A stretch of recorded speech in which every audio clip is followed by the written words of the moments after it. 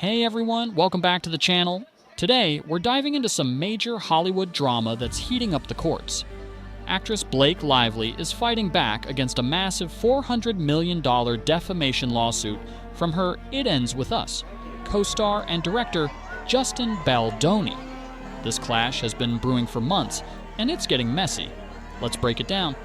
On Thursday, Blake Lively asked a federal judge in Manhattan to toss out Baldoni's lawsuit, calling it a vengeful and rambling attack that doesn't even belong in court.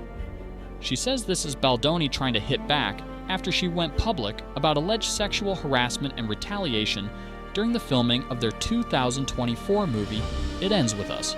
Lively's not just playing defense, she's hitting back, asking for triple and punitive damages for the emotional and reputational harm she claims Baldoni and others caused her. Now, if you missed it, this all started back in December when Lively accused Baldoni of harassing her on set, where he directed and co-starred, and then trying to trash her image when she spoke out. She filed a complaint with California's Civil Rights Department and followed it with her own lawsuit in Manhattan.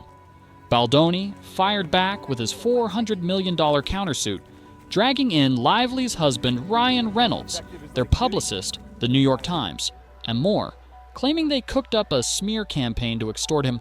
Baldoni's side says Lively tried to hijack the movie, a story about domestic violence, and then pinned the blame on him when her promo efforts flopped online. Lively's camp says that's nonsense. Both are denying each other's accusations hard, and Baldoni's lawyers haven't responded to the latest moves. Oh, and Ryan Reynolds? He's in on this too.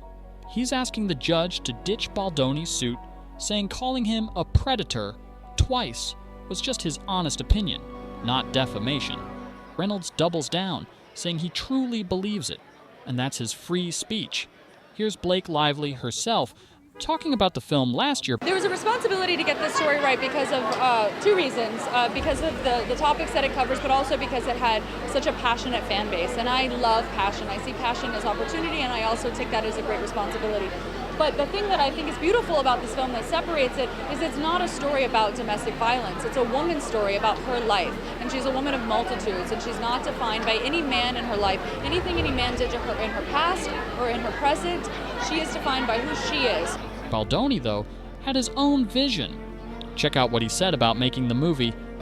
There's this pull, there's this intersection between wanting to make the flowery movie, because oftentimes studios think that's what's best, and then the artistic choice, which is where I was, which is wanting to make the most truthful movie. And my intention from the beginning, even why I wrote Colleen when I wanted to make this and turn it into a movie, was to make a truthful movie that depicted a real-life situation that is not all flowery and romance for millions and millions and millions of people.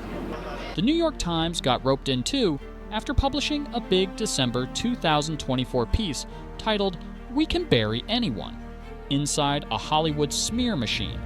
They're standing firm, saying it was just journalism, not a revenge plot for Lively. The judge overseeing this mess, Louis Lyman, has even hinted Baldoni's case against the Times might flop. Meanwhile, It Ends With Us pulled in $351 million at the box office despite mixed reviews. So the movie won, even if the stars are still duking it out.